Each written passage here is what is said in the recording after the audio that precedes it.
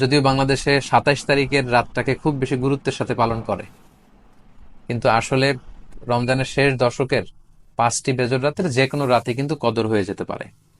তাই বুদ্ধিমান মুমিনের কাজ হচ্ছে 5টি বেজর রাতের প্রতিটি রাতেই সমানভাবে সমান গুরুত্বের সাথে এবাদত করে যাওয়া, তাহলে কিন্তু কদর আর মিস হবে না। আল্লাহ রাসূল সাল্লাল্লাহু আলাইহি সাল্লাম বলেছেন, মান হুরিমা খাইরাহা ফাকাদ হুরিম। যে ব্যক্তি এই কদরের বরকত মাহাত্ম্য থেকে বঞ্চিত হলো, সে আসলেই বঞ্চিত হলো। কারণ পুরো রমাদানের মূল আকর্ষণ হচ্ছে এই কদর, কদরকে ঘিরেই সবকিছু।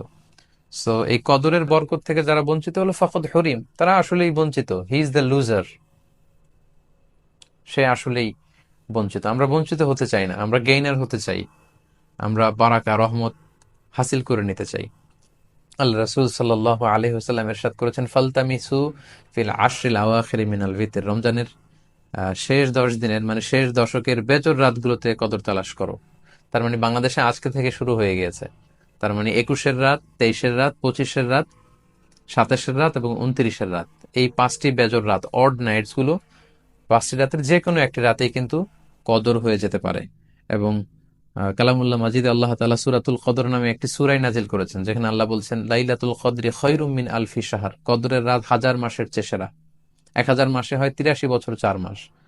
তার মানে আজ রাতে যদি আমরা এবাদতের মধ্য দিয়ে এই রাতটি কাটাতে পারি, তাহলে 83 বছর 4 মাস এবাদত করলে যে পরিমাণে সওয়াব পাওয়া যাবে, আল্লাহ তাআলা ঠিক ওই পরিমাণে সওয়াব দিবেন, এটা আল্লাহ বলেননি। আল্লাহ বলেছেন খায়রুম মিন আলফি শাহর, তার চেয়েও বেশি পরিমাণ সওয়াব, ব্লেসিংস, মাহাত্ম আমরা অর্জন করতে পারবো। এবং সালামুন হিয়া হাত্তা মাতলাইল ফজর, ফজর পর্যন্ত, রাত থেকে মাগরিবের আজান থেকে শুরু করে ফজর পর্যন্ত পুরো সময়টাই কিন্তু কদরের বরকতময় রাত।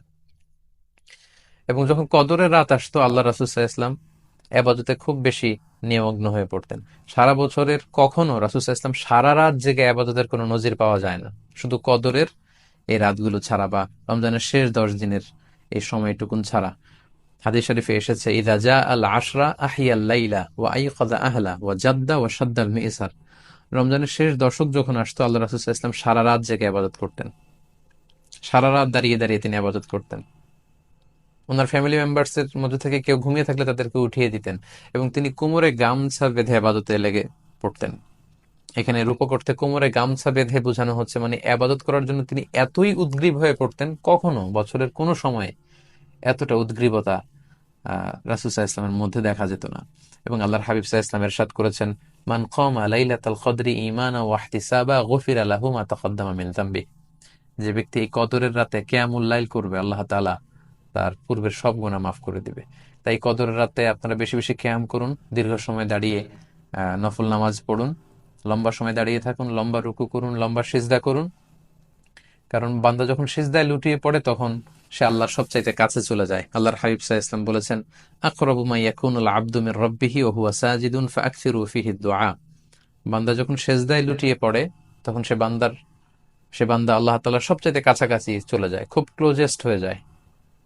এজন্য সে সময় তোমরা বেশি বেশি দোয়া করো।